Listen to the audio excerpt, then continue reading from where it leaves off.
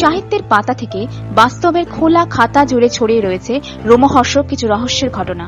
নজিরবিহীন সেই সব রহস্য ও রোমাঞ্চের সন্ধান পেতে উঠে পড়ুন রহস্য এক্সপ্রেসে। টিকিট কাটার দরকার নেই, শুধু ছোট্ট একটা সাবস্ক্রাইব করুন আর এনজয় করুন একের পর এক রহস্য রোমাঞ্চ গল্প।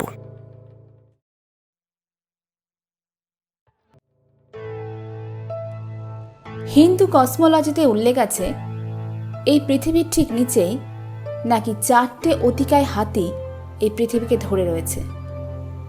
রামায়ণে দেখতে পাই পাতাল থেকে কোনো দেবী উঠে এসে সীতাকে গ্রহণ করছেন। আবার ইতিহাসবিদ দানিকেন বলছেন যে সোনার কাঠির ছোঁয়ায় পৃথিবীর বিভিন্ন আদিম সভ্যতায় ঘটেছিল অভাবনীয় উন্নতি, সেটা ইহজাগতিক ছিল না।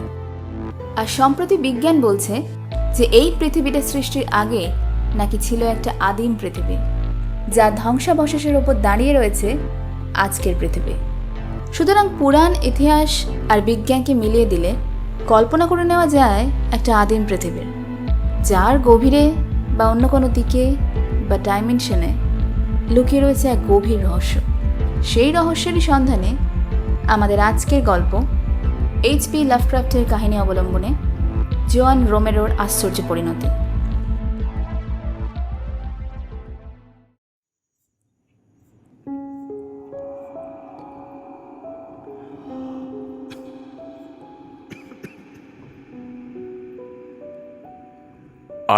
অক্টোবর 1894। নর্টন খনিতে কাটানো সেই অভিশপ্ত রাতের স্মৃতি আজও আমাকে তাড়িয়ে বেড়ায়। জীবনের এই শেষ সময়ে এসেও সেই ঘটনাটা বারবার মনে করিয়ে দেয় যে পৃথিবীতে এমন অনেক কিছু ঘটে যা বিজ্ঞান দিয়ে সরাসরি ব্যাখ্যা করা যায় না। আর এই ব্যর্থতাই যেন আমায় অস্থির করে তোলে, কিছুটা ভয়ই দেখায় বলা যায়।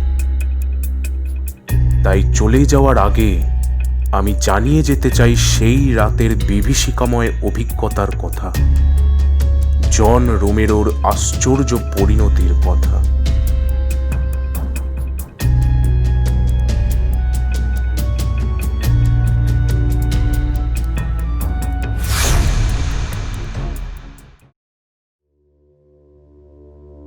এই গল্পের সঙ্গে আমার নাম, জন্ম বা বংশের কোনো সম্পর্ক নেই, কাজেই সেই আলোচনায় আর যাচ্ছি না।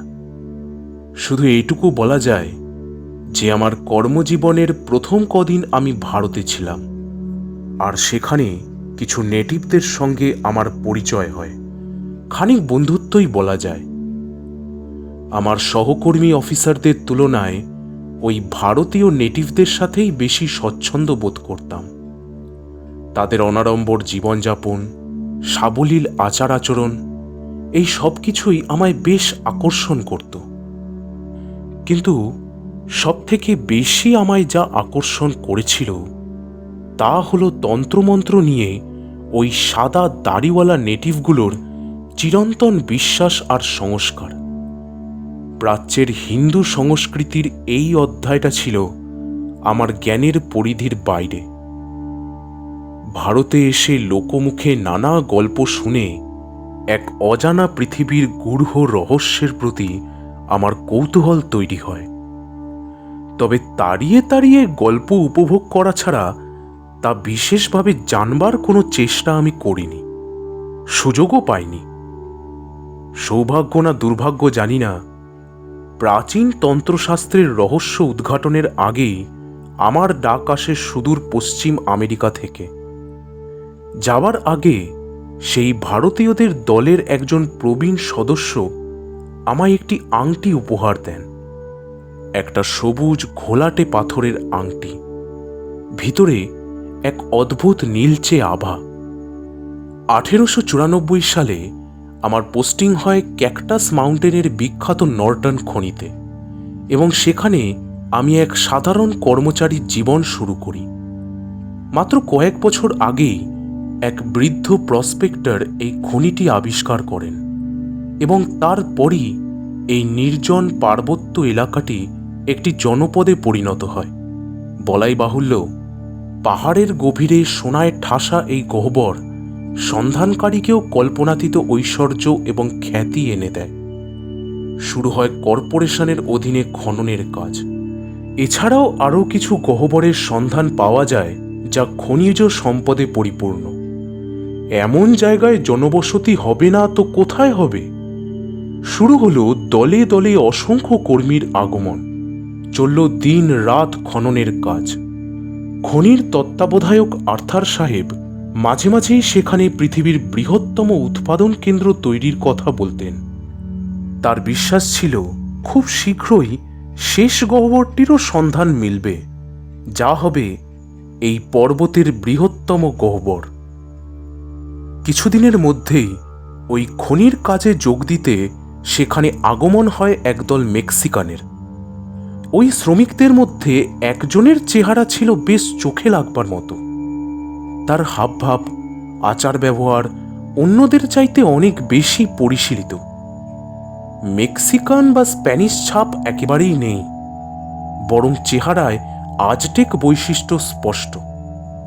প্রাচ্য বা ভারতের সঙ্গে কোনো সম্পর্ক না থাকা সত্ত্বেও দেখলে মনে হয় ভারতের কোনো ক্ষেতে সোনালি রোদের আলোয় যেন ওকে বেশ মানাবে। তবে হ্যাঁ, রোমেরো মিশত সেই মেক্সিকানদের সাথেই, তাদের মাঝেই স্বচ্ছন্দ বোধ করত। শুনেছিলাম খুব গরিব অঞ্চল থেকে এসেছে রোমেরো। ছোটবেলায় এক মহামারীতে বাবা মাকে হারায়। পাহাড়ের ওপরের কুটিরে এক গবাদি পশুচোর তাকে খুঁজে পায়। কুটিরের বাইরে মৃতদেহের পাহাড়, কাকে চিলে ঠুকরে খাচ্ছিল। খুব অদ্ভুতভাবে মহামারীতে রোমেরোর কোনো ক্ষতি হয়নি। লক্ষ্য করে দেখেছিলাম আমার হাতের সেই হিন্দু আংটির দিকে ও কেমন যেন অদ্ভুতভাবে তাকিয়ে থাকত। আর সম্ভবত সেই কারণেই ও নিজেই যেচে আমার সাথে পরিচয় করতে আসে। পরিচয়ের প্রথম কদিনেই আমি বুঝতে পারি যে এই আংটির প্রতি তার আকর্ষণ স্বাভাবিক নয়। তবে কোনোভাবেই তাকে লোভ বলা যায় না। তা ওই আংটির দিকে ওর তাকানোর ধরন দেখলেই বোঝা যেত। আংটি নিয়ে তার হাজার প্রশ্ন থাকত, তবে কোনো প্রশ্নের উত্তরই আমি দিতাম না। কিন্তু কোনো কিছুই তার আকর্ষণ টলাতে পারত না। ওর তাকানো দেখলে মনে হতো এই আংটিটা যেন ওর খুব চেনা। কি যেন খুঁজছে ওই ঘোলাটে পাথরের দিকে তাকিয়ে। দেখে কখনো অবাক হতাম, আবার কখনো তার অকারণ কৌতূহলে বেশ বিরক্তই লাগত। কদিনের মধ্যেই ও আমার খুব ভালো বন্ধু, বা বলা যায় খুব বিশ্বস্ত ভৃত্যের মতন হয়ে উঠল। কারণ ওর চোখে সর্বদাই একটা মুগ্ধতার দৃষ্টি আমি লক্ষ্য করতাম। ওরই আচরণ যে কেবলই ওই আংটির জন্যে তা আমার বুঝতে বাকি ছিল না। তবে আমাদের আলোচনার বিষয় সবসময় খুব সীমিত ছিল, মূলত ওই ভাষার সমস্যার জন্যেই। তবে ধীরে ধীরে আমরা দুজনেই একে অপরের কথা বুঝে নেওয়ার বিদ্যেটা রপ্ত করে নিতে শুরু করেছিলাম। কয়েকদিনের মধ্যেই ভূতাত্ত্বিক গবেষণায় জানা গেল যে আর্থার সাহেবের ধারণাই ঠিক। পাহাড়ের কোনো গুপ্ত গহ্বরে সর্ববৃহৎ খনিটি থাকার সম্ভাবনা খুব বেশি। এরপর যে ঘটনার কথা আমি বলতে চলেছি, আমি বা রোমেরো কেউই কখনো কল্পনাও করতে পারি। এই গুপ্ত খনি সন্ধানের কাজে আমরা নিযুক্ত ছিলাম না, কিন্তু অন্যান্যদের থেকে খবরটা কানে আসে। ডাইনামাইট বিস্ফোরণের মাধ্যমে পাহাড় ফাটিয়ে খনি আবিষ্কারের চেষ্টা করা হয়েছে, এবং সেই চেষ্টা আন্দাজের চাইতে বেশি সফল হয়েছে। সেদিনের সেই বিস্ফোরণের তীব্রতা এমনই বেশি ছিল যে গোটা পর্বতটা কেঁপে উঠেছিল। পাহাড়ে কর্মরত বহু মানুষ মারা গিয়েছিল তাতে। তবে কাজের কাজও কিছু হয়েছিল। ওই বিস্ফোরণ এক গভীর গহ্বরের সৃষ্টি করেছিল। যার তল পাওয়া তো দূরের কথা, কোনো আলো দিয়েও ওই গহ্বর আলোকিত করা সম্ভব নয়। কিন্তু আর্থার সাহেব তা মানতে নারাজ। কর্মচারী নিযুক্ত করা হলো। লম্বা দড়ি তৈরি করে শুরু হলো তল খোঁজবার কাজ। কিন্তু শত চেষ্টার পরেও কোনোভাবেই কোনো শেষ মিলল না। এমন তলহীন সুদূরপ্রসারী গহ্বর তার কখনো দেখেনি। শ্রমিকদের মধ্যে কানাঘুষো চলতে লাগলো। ওই পাহাড়ের গভীরে যেন নতুন রহস্যময় এক বিশ্ব সৃষ্টি হয়েছে। অসীম, অন্ধকার, সর্বগ্রাসী। কোনো শ্রমিকই ওই গহ্বরে নামা তো দূর, তার কাছেও যেতে রাজি নয়। তাদের দাবি, গহ্বর পুরোপুরিভাবে সিল করলে তবেই তারা আবার খনন কার্য শুরু করবে। শ্রমিক অসন্তোষ তুমুলে ওঠায় সেদিন নাইট শিফটের কাজ বন্ধ রাখা হলো। আর্থার সাহেবের কপালে চিন্তার রেখা ক্রমে স্পষ্ট হয়ে উঠছে। তিনি গহ্বর বন্ধের উপায় খোঁজার কাজে নিমজ্জিত হলেন। সেদিন ডিনারের আগে রোমেরো ও আমি ঘরে রোজকার মতোই আড্ডা দিচ্ছি। যথারীতি আংটি নিয়ে আরও কিছু নতুন প্রশ্ন সে খুঁজে পেয়েছে এবং আমি উত্তর দেব না জেনেও রীতি অনুযায়ী প্রশ্নগুলো সে করেও ফেলেছে। তবে সেদিন ওর অমায়িক হাসিটা দেখে কেমন যেন মায়াই হলো। আমি জিজ্ঞেস করলাম সে আমার আংটিটা পরে দেখতে চায় কিনা। কথাটা বলার পরই তার চোখে এক ঝিলিক খেলে গেল। আংটিটা হাতে নিয়ে সে ঘুরিয়ে ঘুরিয়ে দেখতে থাকল। সবুজ পাথরটার দিকে সে এমনভাবে তাকিয়েছিল যেন ভেতরে কিছু খোঁজবার চেষ্টা করছে। তারপর হঠাৎ সেটার ওপরকার হাইরোগ্লিফিক্সের খোদাই করা লেখাগুলোর দিকে তাকিয়ে ও খুব অস্থির হয়ে উঠল, যেন ও এসবের অর্থ বুঝতে পেরেছে। আমি কিছু জিজ্ঞেস করতে গিয়েও থেমে গেলাম। মনে হলো আমার সামনে যাকে দেখছি সে সম্পূর্ণ আত্মনিমজ্জিত, সম্মোহিত একটা মানুষ। হঠাৎ সে নিজের খেয়ালে বিড়বিড় করতে আরম্ভ করল। তারপর আমাকে চমকে দিয়ে সে নিজের আঙ্গুলে আংটিটা পরে নিল, আর সাথে সাথে তার চোখ মুখ কেমন যেন পাল্টে গেল। সেই অস্থিরতা কেটে গিয়ে সবকিছু আবার স্বাভাবিক। একটু পরে ডিনারের ডাক আসতে সে নিঃশব্দে আংটিটা আমার হাতে দিয়ে আমাকে ধন্যবাদ জানিয়ে ঘর থেকে বেরিয়ে গেল। আংটিটা ধরে চমকে উঠেছিলাম। তার উষ্ণতা যেন কয়েক গুণ বেড়ে গিয়েছে। সেদিন ডিনারের সময় রোমেরোকে আমি দেখতে পেলাম না। রাত তখন 2টো। পর্বতের চূড়া থেকে একটা নেকড়ের গর্জন ভেসে আসছে। কোথা থেকে একটা শিকারী কুকুর ডেকে উঠল। মনে হলো যেন সে প্রত্যুত্তর দিচ্ছে। পর্বতের চূড়ায় মেঘ জমেছে, ঘন কালো অন্ধকার। সেই কুটিল অন্ধকার ভেদ করে আসা ওই মরা চাঁদের আলোটাকে অপার্থিব দেখাচ্ছে। সেই সঙ্গে শুরু হয়েছে প্রবল ঝড়। হঠাৎ শুনতে পেলাম আমার ঠিক ওপরের বাঁক থেকে রোমেরোর কণ্ঠস্বর ভেসে আসছে।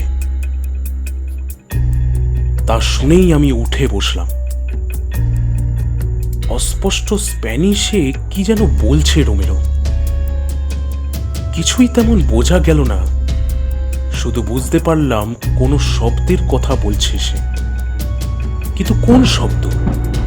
নেকড়ে নাকি কুকুর, নাকি ওই বিভৎস ঝড়ের? অনেক চেষ্টা করে যা বুঝলাম তাতে ওই পর্বতের গভীর থেকে আগত জান্তব ওই শব্দের কথাই সে বলছে। তবু নিশ্চিত হতে আমি ওর ভাষাতেই প্রশ্ন করলাম, কোন আওয়াজের কথা বলছো রোমেরো? কোনো উত্তর এলো না, বরং খুব ভারী গলায় রোমেরো বলে উঠল, শুনতে পাচ্ছ? পাহাড়ের গভীরের ওই আওয়াজ শুনতে পাচ্ছ?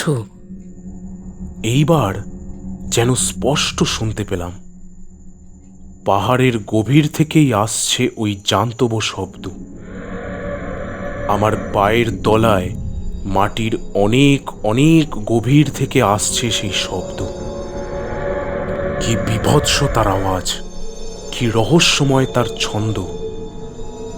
কত দূর থেকে আসছে, কিন্তু তাও কি প্রকট, ভয়ঙ্কর, কি গম্ভীর, কোনোভাবেই যা বর্ণনা করা সম্ভব না। পৃথিবীর সমস্ত ইঞ্জিন যেন ওই পাহাড়ের গভীরে চালানো হচ্ছে, কিন্তু শব্দটা ঠিক যান্ত্রিকও বলা যায় না। ওই আওয়াজের উৎসে প্রাণের অস্তিত্ব যেন কোনোভাবেই অস্বীকার করা যায় না। এই অস্বাভাবিকতা আমায় অস্থির করে তুলল। জোসেফ গ্যানভিলের দুটো লাইন মনে পড়ে গেল, যেখানে এডগার অ্যালান পো ডেমোক্রিটাসের সীমাহীন অনন্ত কুয়োর কথা উল্লেখ করেছেন, যার কোনো তল নেই। হঠাৎ রোমেরো ওর বিছানা থেকে লাফিয়ে আমার সামনে এসে পড়ল। অদ্ভুতভাবে সে পাহাড়ের দিকে তাকিয়ে আছে, যেন কোনো জাদু বলে আচ্ছন্ন হয়ে আছে ওর মন। সম্পূর্ণ সত্তা যেন অন্যের দখলে। ক্রমশ গভীরে ওই জান্তব আওয়াজ আরো স্পষ্ট হয়ে উঠছে। ভয়ঙ্কর ওই ছন্দ যেন মাঝে মাঝেই পাল্টে যাচ্ছে। তার সাথে গভীর হচ্ছে তার সম্মোহন। রোমেরো উঠে দাঁড়িয়ে দরজার দিকে এগোতে শুরু করল। ওর পেছন পেছন আমিও। রোমেরোকে যেন কোনো অদৃশ্য চুম্বক টেনে নিয়ে চলেছে। আমি চলেছি তাকে অনুসরণ করে। গোটা পর্বতের জান্তব কম্পন ও ঝড়ের ওই বীভৎসতা পেরিয়ে ওই গহ্বরে পৌঁছতেই হবে। চলতে চলতে দেখলাম আশেপাশে কোথাও কেউ নেই। রাতের কাজ বন্ধ। দূরে নাইট গার্ডের ঘরে একটা হালকা হলুদ আলো ঝিমঝিম করছে। রোমেরোর কোনো দিকে খেয়াল নেই। সে চলার গতি বাড়াতে আমিও সেদিকেই মন দিলাম। ভেতরে পৌঁছতেই শব্দ প্রবল হয়ে উঠল। শুনে মনে হবে নরকে দানবিক বাদ্য বাজছে, সাথে অবিরাম চলছে কোনো অস্পষ্ট মন্ত্রোচ্চারণ। আমরা এগোতে থাকলাম। নিজেকে কেমন অসহায় মনে হতে লাগলো। কোথায় যাচ্ছি, কেন যাচ্ছি বুঝতে পারলাম না, কিন্তু থামার শক্তি নেই। হঠাৎ খেয়াল হলো গহ্বরে কোথাও কোনো ল্যাম্প, কোনো আলো না থাকা সত্ত্বেও আমাদের চলার পথ আলোকিত। উৎস আমার আঙ্গুলে থাকা ওই হিন্দু আংটি। নীলচে আলোয় সারা গহ্বর ভরে উঠেছে। শব্দ যত তীব্র হচ্ছে, ঔজ্জ্বল্য বাড়ছে আলোরও। আর ঠিক এমনই সময়ে ঘটল সেই ঘটনা যা আমার সারা জীবনের শান্তি নষ্ট করে দিয়েছে। হাঁটতে হাঁটতে আচমকা কোনো কারণ ছাড়াই রোমেরো আমাকে একা ছেড়ে ওই শব্দ লক্ষ্য করে দৌড়তে শুরু করল। জান্তব ওই ছন্দ বদলে গেল। দূরে জ্বলে উঠল চোখ ঝলসানো একটা তীব্র আলো, যার দিকে কোনো মানুষের চোখ বেশিক্ষণ তাকিয়ে থাকতে পারে না। অনেক কষ্টে আমি দেখতে পেলাম রোমেরোর ছায়ামূর্তি। সে ওই আলোর ভিতর দাঁড়িয়ে তীব্র যন্ত্রণায় চিৎকার করছে। কি পাশব সেই চিৎকার, যেন তার শরীর পুড়ে ছাই হয়ে যাচ্ছে। ক্রমশ স্পষ্টতর হচ্ছে গহ্বরের শব্দ আর সেই মন্ত্রোচ্চারণ। হঠাৎ শুনলাম রোমেরো অস্পষ্টভাবে কিছু বলছে, ক্রমাগত কোনো নাম উচ্চারণ করছে।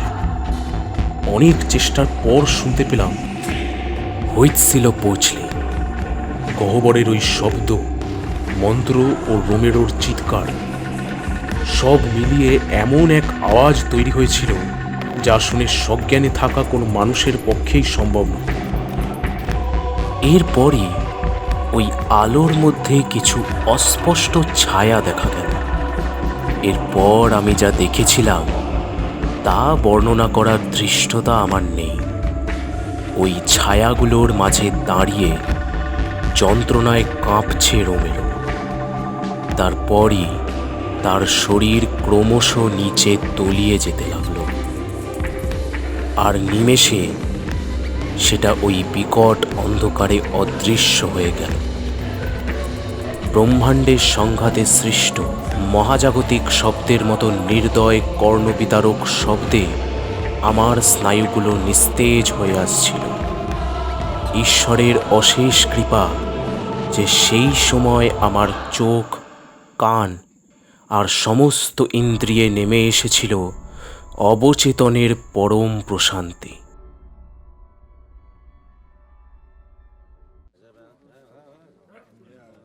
যখন আমার জ্ঞান ফেরে, আমি আমার নিজের বিছানায় শুয়ে জানলার বাইরে ভোরের হালকা লাল আলো দেখা যাচ্ছে। হঠাৎ কানে এলো একটা চাপা গুঞ্জন। ঘরের একপাশে শ্রমিকদের একটা বৃত্ত তৈরি হয়েছে।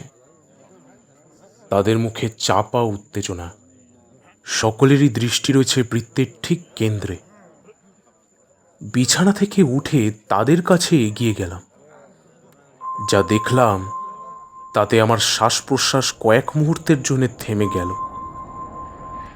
মাটিতে এলিয়ে রয়েছে রোমেরোর সংজ্ঞাহীন নিশ্চল দেহটা।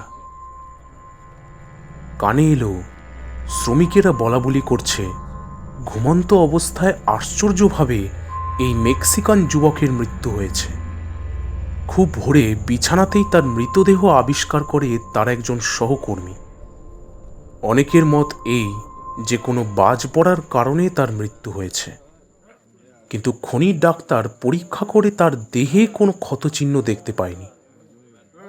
তারা রোমেরোর মৃত্যুর কোনো কারণ স্থির করতে পারেনি। আমি ভিড় থেকে সরে এসে একটা ফাঁকা জায়গায় দাঁড়ালাম। গতরাত্রের কথা মনে করবার চেষ্টা করলাম। রোমেরোকে শেষ দেখেছিলাম গহ্বরের ভিতরে। সে কখন ফিরেছে? আমি বা এখানে এলাম কিভাবে? এইসব যখন ভাবছি, কানে এলো কয়েকজন শ্রমিকের আলোচনায় কিছু ছাড়া ছাড়া সংলাপ। সেই কথা কানে আসতেই একটা সর্বগ্রাসী আতঙ্কে আমার স্নায়ুগুলো অবশ হয়ে গেল। তাদের আলোচনা থেকে কথা স্পষ্ট যে গত রাতে আমি বা রোমেরো দুজনের কেউই ঘরের বাইরে বেরোয়নি।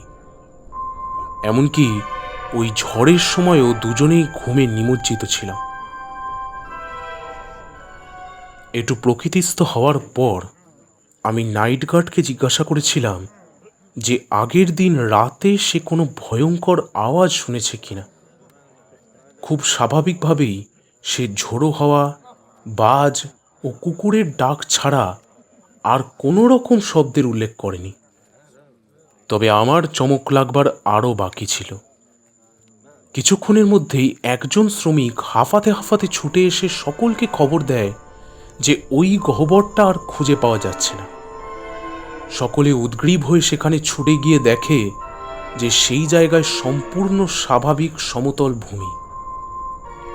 সকলে ভেবেছিল ওই প্রাকৃতিক দুর্যোগ সেই বিশাল দানবীয় গহ্বরকে বুঝিয়ে দেয়, কিন্তু আর্থার সাহেবের নির্দেশে ইঞ্জিনিয়াররা পরীক্ষা করে দেখে যে ঝড়ের পরেই যে অগভীর স্তর গুহা বুঝিয়ে দিয়েছিল সেইটা মাত্র কয়েক ঘন্টার মধ্যেই দুর্ভেদ্য হয়ে উঠেছে। মনে হচ্ছে যেন কখনো সেখানে কোনো গহ্বরের অস্তিত্বই ছিল না। এই ঘটনার ভয়াবহতা আমার মানসিক স্থিতি সম্পূর্ণ নষ্ট করে দেয়। সব সময় এর কথাই চিন্তা করতাম, কিছুতেই অঙ্কটা মেলাতে পারতাম না। আর কাউকে বললে সে আমাকে পাগল ভাবত। তাই একরকম বাধ্য হয়েই আর থাকতে না পেরে আর্থার সাহেবের সাথে খানিক আলোচনা করেছিলাম। তিনি নানান অদ্ভুত অদ্ভুত সব বৈজ্ঞানিক যুক্তি খাড়া করে বা কখনো প্রাচীন সভ্যতা ও মিথোলজি থেকে রসদ নিয়ে এই ঘটনা ব্যাখ্যা করতে চাইতেন। একবার তিনি বলেছিলেন, আচ্ছা, রোমেরো হুইটসিলোপোচলির নাম বলেছিল, তাই না? তিনি ছিলেন অ্যাজটেক দেবতা। প্রাচীন মেক্সিকানরা এর পুজো করত। কিছু কিছু ইতিহাসবিদ মনে করে থাকেন আমেরিকার প্রাচীন সভ্যতা যেমন মায়া, অ্যাজটেক, এরা এলিয়েন সিভিলাইজেশন অর্থাৎ বহির্জাগতিক পৃথিবীর সাথে যোগাযোগ স্থাপনে সক্ষম হয়েছিল, নইলে ওরকম অভাবনীয় উন্নতির শিখরে পৌঁছবার ক্ষমতা ওই সব লোকগুলোর মধ্যে ছিল না। এদের শিল্পে, স্থাপত্যে সর্বত্র ছড়িয়ে রয়েছে বহির্জাগতিক যোগাযোগের নিদর্শন।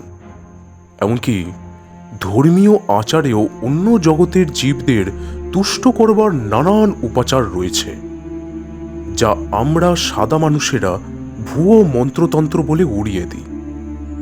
তাতে কি? মনে করে দেখো, তুমি বলেছিলে রোমেরো তোমার আংটিটা থেকে কিছু লেখা পড়ার চেষ্টা করেছিল। চেষ্টা করেনি, পড়েছিল, স্পষ্ট, মন্ত্রের মতো। হ্যাঁ, রাইট। আর তারপরই সেই আংটি থেকে একটা আলোর আভা বেরোতে আরম্ভ করেছিল, যেটা ক্রমশ তীব্র হয়ে ওঠে। আর সকালে উঠে তুমি সেটা আর তোমার আঙ্গুলে দেখোনি। হ্যাঁ, বেঁচেছিলাম। সেই আংটির জন্যেই, যা তোমার আত্মাকে অন্য ডাইমেনশনে হারিয়ে যেতে দেয়নি। আমার মাঝে মাঝে মনে হয় ওই গহ্বরটা ছিল অন্য জগতের প্রবেশপথ। এই প্রসঙ্গে উল্লেখযোগ্য যে আমি সেই রাতে গুহার মধ্যে যা দেখেছিলাম সে কথা আর্থার সাহেবকে কখনোই বলিনি। সত্যি বলতে, ওনার এসব প্রাচীন সভ্যতা, তন্ত্রমন্ত্র, অন্য মাত্রার দেবতা নিয়ে আজগুবি ব্যাখ্যা, বিশ্লেষণ, এই সবকে আমি কোনোদিনই আমল দিইনি। একটা পাথরের আংটির এত ক্ষমতা আছে বলে আমি অন্তত কোনোদিন বিশ্বাস করতে পারবো না। কিন্তু কখনো কখনো ঝড়ের রাতের গভীর শব্দ যেন বারবার মনে করিয়ে দেয় সেই রাতের কথা, রোমেরোর আশ্চর্য পরিণতির কথা। আর একটা কথা, সেদিন ঘুম ভাঙবার পর আমার হাতের আঙুলে ওই হিন্দু আংটির জায়গায় আমি দেখেছিলাম একটা পোড়া দাগ।